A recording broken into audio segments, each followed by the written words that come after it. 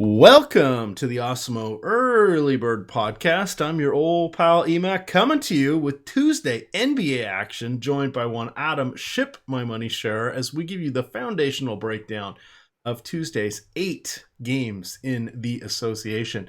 Adam, how the heck you been? It's been 2 days since we've talked. Yeah, doing pretty good. Getting ready for All-Star break, but hopefully finish out with a strong couple of weeks before then. And now, are you doing anything fun for All-Star break? Yeah, going down to Miami for a few days to just hang out down there. Excellent. I am jealous. Although today it was warm, I was actually out doing stuff in shorts in a short sleeve shirt because 57, a far cry from 7. Yeah, I think it's supposed to get up to 70 in the next couple of days. Yes. So I'm looking forward to that here in the Washington, D.C. metro area. That will be very enjoyable. We've got 8 games here, so we're just going to jump right in. We will go position by position as we do on the Early Bird podcast series. Here are the injury news and notes. We know that Dougie McBuckets is out. We know that Mitchell Robinson is sick. He is probable. We know that Teague is out. Tyus Jones is out, and Derrick Rose is doubtful for Minnesota. We know that Noah is questionable. Marc Gasol questionable. Looks like he hurt his hand in the last game. This is the last game before the trade deadline, so we will see if they run him out or not. We have Kyle Lowry doubtful again with the back issue. Garrett Temple is doubtful. Mo Bamba is out. Let's see. I have Lowry written down here twice. That's helpful. Wilson Chandler is out. JJ Redick is probable. He had been resting in the last game. Yusuf Nurkic, questionable, but expected to play. He missed the last game, but that was going to give him a full week off. He had a sore knee. So Portland had a 1 game in like an 8-day period. So that was more of a maintenance thing. He should play. And then no comment yet on if Rodney Hood will be playing this first game as a Portland Trailblazer. He, of course, was acquired. Nick Stauskas was part of that deal. So we're going to have value, Adam. Oh, and Kyrie Irving is out. Sore back. Now, we'll use that to transition into point guard. We have Rozier has been priced up on all of the sites, which is nice, Adam, because then we don't have to worry about some slam dunk here with someone that everybody's going to want to play. So we've got, let's see, Rozier is 6,700 on DraftKings, 7,000 on FanDuel, and 24 on Yahoo. So it's a decision. He's still going to be a solid play at that level against Cleveland, but at least it'll be not an automatic. Take us through point guard. Yeah, so I mean, Russell Westbrook starting out at the top in a reasonably good matchup against Orlando. He has triple-double, and I think it's 6 consecutive games now. The price tag is still affordable. It's slowly getting up, but still not too expensive. So with all the value on the slate, obviously you should be able to find money for him. But there are a couple of cheaper options that are in a not necessarily appealing spots, but that are at least appealing plays. With Ben Simmons at just 8,600, very difficult matchup against Toronto. But obviously Simmons is a very good player on DraftKings. You get the double-double and triple-double bonus. So I think that there's at least reason to consider saving $3,000 from Westbrook to Simmons. Kemba Walker, I think, is really interesting in what should be a pace-up spot against the Clippers. Cody Zeller probable for the Hornets. And as we've talked about at length over the last month, I attribute a lot of Kemba's recent struggles to Zeller being out of the lineup. So if Zeller returns to the starting lineup immediately and isn't on any sort of crazy minutes restriction, I think that you could see Kemba pretty quickly turn things around now that he'll have his pick and roll partner back. So I think that's an interesting spot to get to. Conley in a reasonably good matchup against Minnesota, coming off of a monster game against the Knicks, is pretty appealing. And then you have Dennis Smith Jr., who burned a ton of people on Sunday before the Super Bowl, but still pretty inexpensive facing the Pistons. We don't really know exactly what Fizdale's rotation is going to look like. We didn't get as many minutes as we would have liked from Smith on Sunday, but the plan going forward seems to be to really turn the offense over to Smith. So I think the price tag's a little cheap. All right, I forgot to turn over my page, Adam. So a couple other guys. Shetty Osman, foot is out. As you mentioned, Cody Zeller should be returning. He last played on December 31st. Danilo Gallinari is out with his back injury. LeBron James, Kyle Kuzma, both probable, as is Zubac. And then Hart is out, questionable with his sore knees. So those were the other ones. And then back-to-backs. Detroit is on the road. They were at home on Monday. And Indiana is at home. They were on the road Monday. Looking for some of these guys down here. I don't know. Can we consider Jared Bayless again if everybody's out? Yeah, I mean, he was playing 36 minutes a night with Rose and Teague out. Now you have Rose out, Teague doubtful. I think that he, pretty quickly goes back to being a very reasonable option. Not the most appealing matchup against Memphis, but he's had good games even in tough matchups already this year, and the price tag is still really affordable. All right, two super cheapies, and then we can maneuver our way through here. Tony Parker. The minutes have been erratic. They've been all over the place, but he is now 3,400. He is going against the Clippers. That price, if we could get 20 fantasy points from him, would be amazing. Feels a little risky. The other guy is Corey Joseph. He is should be starting. This will be the third game in a row that he will be in the starting lineup. He has played 31 and 36 minutes in those other games. He is just 4,400 on DraftKings. We don't see a huge ceiling for him, but the 4,400 is a reasonable price tag. He seems somewhat fair potential cash game play against the Lakers. Do you like either of those guys, or should we just assume better opportunity will appear throughout the day? I think Parker's kind of interesting in tournaments because of the matchup as well. You're talking about a Clippers team that is going to start Beverly and Gilgeous-Alexander, so a 2-point guard starting lineup for the Clippers. And we've seen Parker at times close alongside Kemba, or at least play extended minutes alongside Kemba. This is a matchup where they certainly can do that if James Borrego chooses. So, obviously there's risk in rostering Tony Parker, but the price tag's cheap enough, and he is a good per minute producer when he gets the minutes.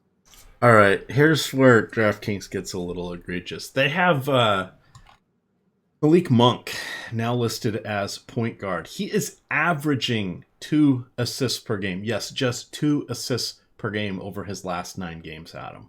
That doesn't seem like you should get the point guard designation, and that's up from where he's been over each of the last 2 full months. Yeah, I mean, he doesn't play point guard. Kemba Walker and Tony Parker play point guard.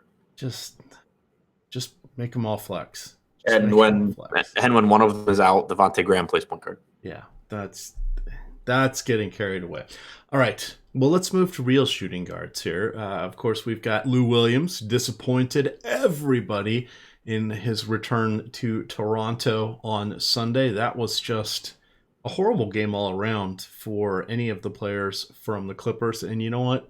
The Toronto guys weren't that great either. Terry Rozier, as we mentioned, he is at 6,700. He is in my placeholder lineup right now, Adam, and I think he is someone that will be in my plans. I feel like a solid 35 fantasy point coming from him in this matchup against Cleveland. And then the other guy, of course, I'm going to have to play him because it's a Toronto day, Fred VanVleet, as I like to call him, Fred Van Elite. You guys don't have to play him, but I do. Check my Twitter timeline for the Fred Van Elite fan club number 54.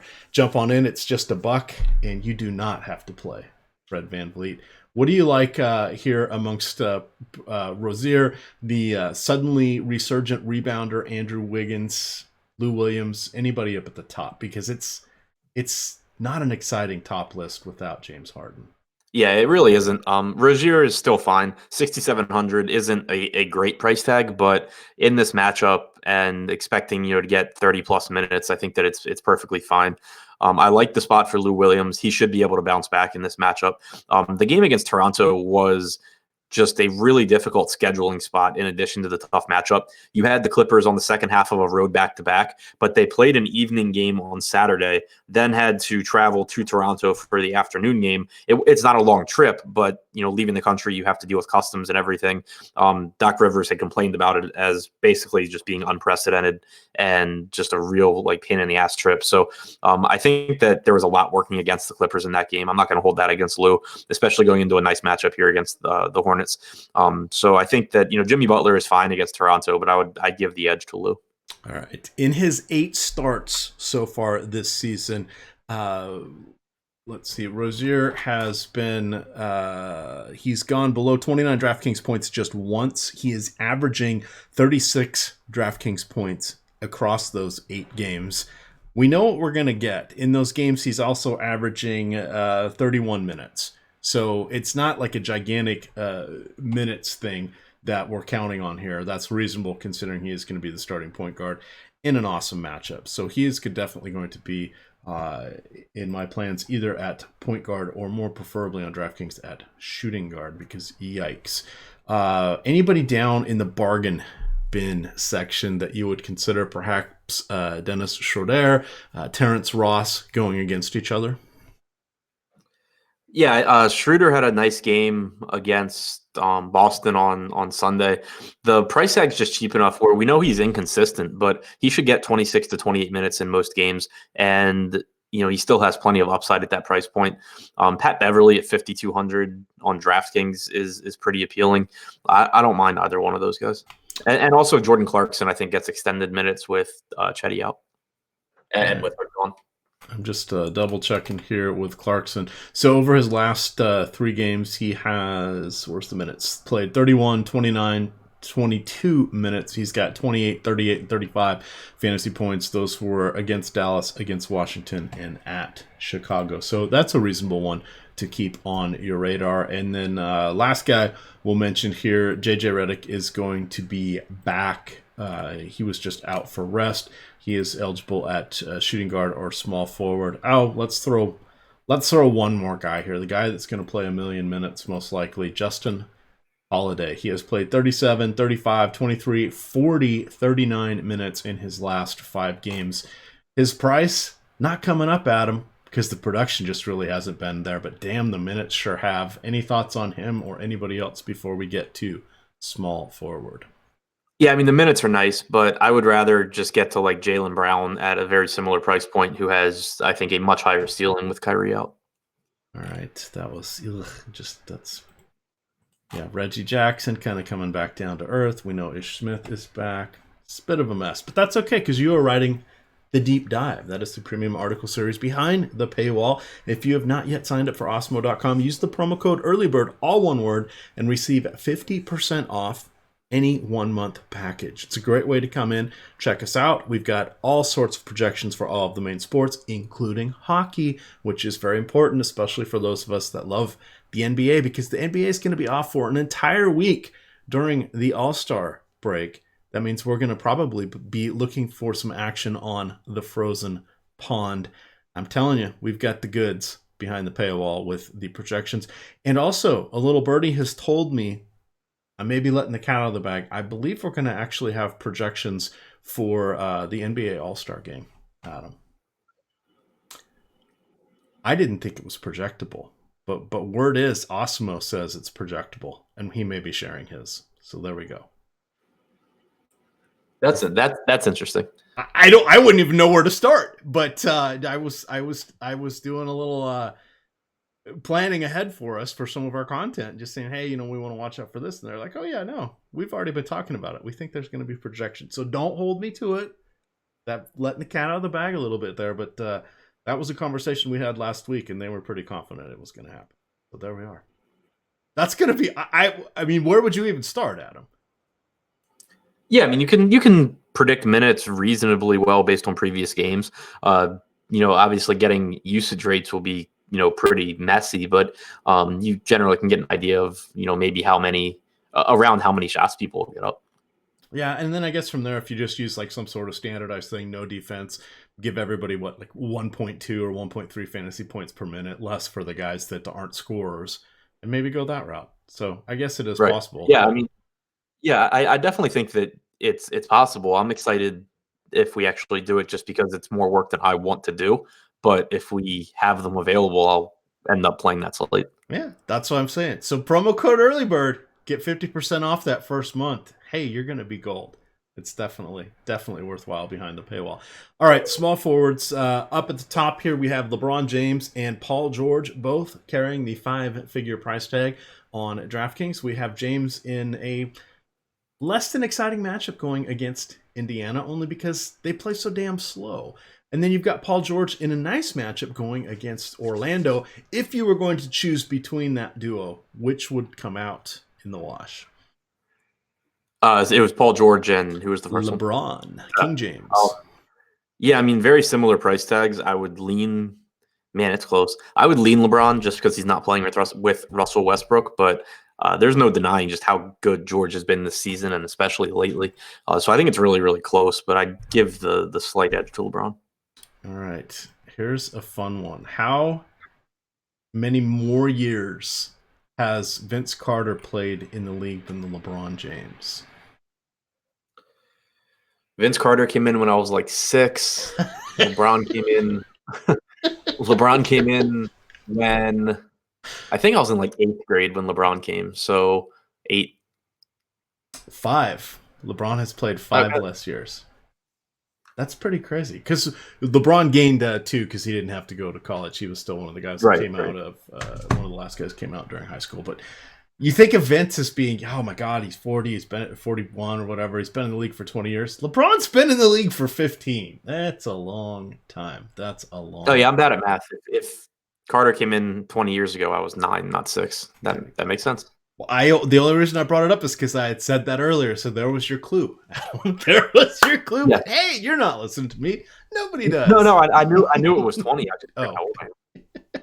Oh, you did. You forgot how old you are. There you go. Oh, all right. Back on track. Tobias Harris not looking great. Adam, he's been dealing with I believe it was a sore shoulder. It was in and out of the game on, I want to say, this on Saturday. Sunday, he just didn't look very good. I want to take pause until I think he's relatively healthy. He has seen 31 and 29 minutes in each of the last 2 games. He's generally averaging about 35, 36 minutes per game. So that's a little bit concerning that those have been down. Now, one of them was the blowout in Toronto on the back-to-back. But I just think I'm going to give a pass on him. We do know that Gallinari is out, so that's probably going to default me somewhat to considering Harrell. But staying at this particular position, we've got the enigmatic Aaron Gordon. We've got Jason Tatum without one Kyrie Irving. And then we have Jimmy Butler going against Toronto. We have a nice solid mid-tier here. And then, of course, Kawhi Leonard, although he's kind of in that sweet spot between the mid-tier, but not priced up as high as LeBron and George. What do you like here for our secondary options? Not a whole lot, but the price tag on Tatum is reasonably appealing. The problem is just that, for one, when Kyrie's been out lately, we've seen a ton of ownership move to Jason Tatum, and for 2, he just really hasn't been playing that well. And he gets a bump without Kyrie, but it's nothing massive. So I like the price tag. I love the matchup, obviously. But it's somewhere I'll at least want to pay attention to ownership. For Aaron Gordon, you do get a very fast-paced matchup against Oklahoma City. He will probably be tasked with defending Paul George, which gives him the upside for defensive stats, but it also expends a lot of energy at the defensive end, and you run the risk of foul trouble as well. So, a risky spot there, but I think at $6,200, you do have plenty of upside. And then Butler, again, it's kind of just a price play. $7,500 is too cheap for 36 minutes of Jimmy Butler against anyone, but it is a very difficult matchup against Toronto. All right, Jonathan Isaac, price continues to tick up. Production has been outstanding. It's a high wire act now, though. However, with the price continuing to go up, he has 15 combined blocks and steals over his last 4 games. That is giving him that boost to make him worthwhile. That could disappear at any time. So cautionary tale with him, but I don't know. I don't mind him in tournaments here. I particularly like using our ownership projections and seeing where people are going to land. And this is one of the guys I like in the matchup against OKC because it will be a more high-paced game. Another guy who's been okay, but this is a decent matchup for him actually, is Al-Farouq Aminu. His games have been up and down. He only played 20 minutes in the game against Utah where they got waxed.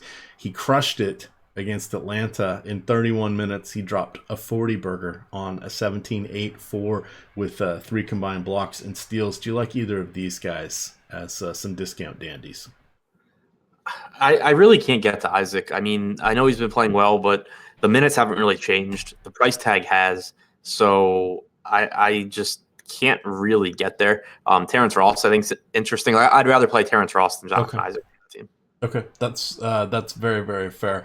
Then you're gonna have some Miami guys. Fortunately, you're the one that gets to read the tea leaves for the deep dive article. I'm glad I don't have to do that. Let's let's go on here to power forward. One last guy, Dion Waiters. He's 3,800 on DraftKings. He's played 28 and 26 minutes in each of the last 2 games. Prior to that, he had 18, 18, and then a DNP CD. Yeah, I mean, he's 3,800. Your guess is as good as mine. We may have to pull out the lucky coin and see if it comes up heads or tails. Power forward here. A couple of the guys we have yet to mention at the other positions. Blake Griffin, who has, he's chugging along with another nice season here. We've got Serge Ibaka, who I think is in an intriguing matchup against Philadelphia. He's going to be tasked with guarding some guys named, I don't know, Joel Embiid, perhaps.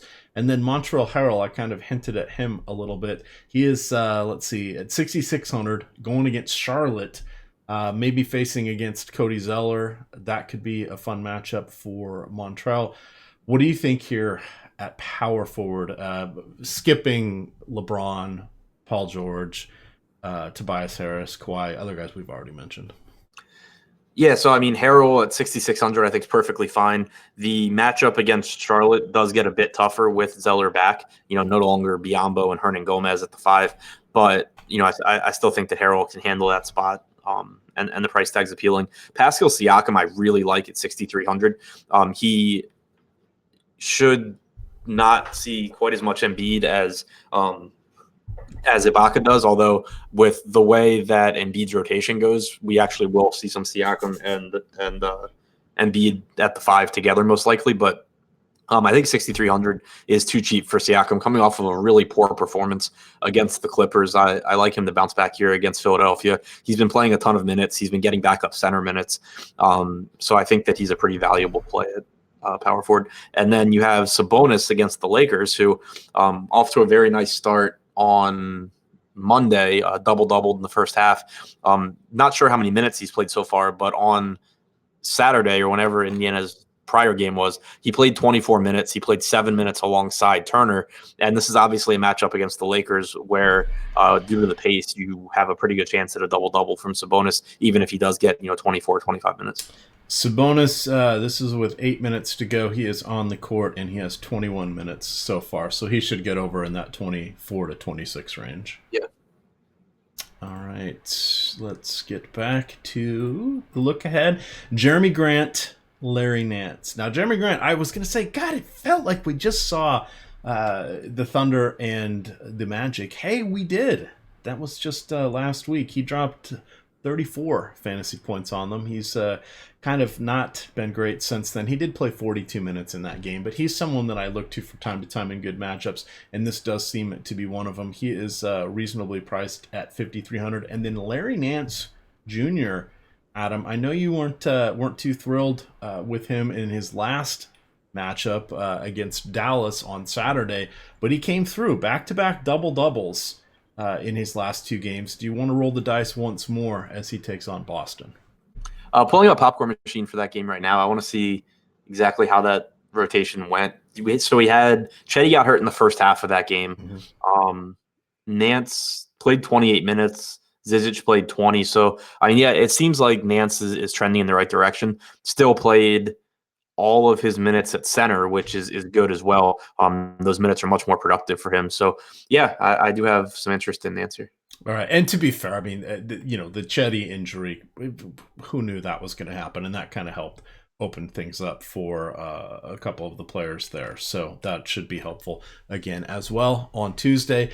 Finishing up here at the center position, we have Joel Embiid, we have Karl Anthony Towns, we have Nikolai Vucevic, we've got Andre Drummond on a back-to-back. Yusuf Nurkic, the note update says he is going to be probable now for this matchup against Miami. We've got a lot of luminaries here, but 8,100 for Yusuf Nurkic does seem like a nice price point.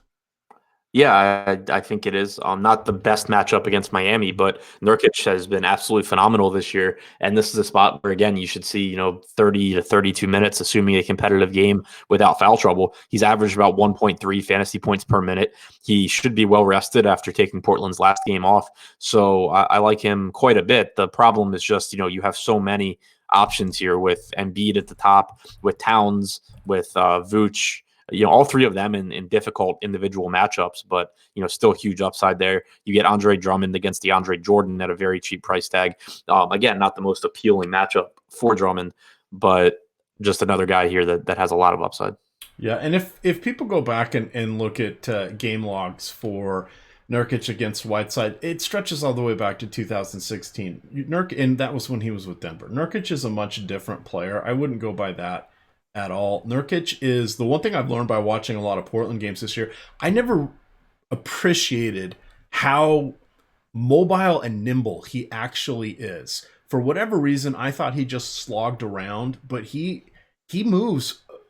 He's not like Vucevic or Jokic, but he moves pretty darn well for someone as big as he is. He's a poor man's Jokic. Yes. Well, former teammates, of course. Good comparisons.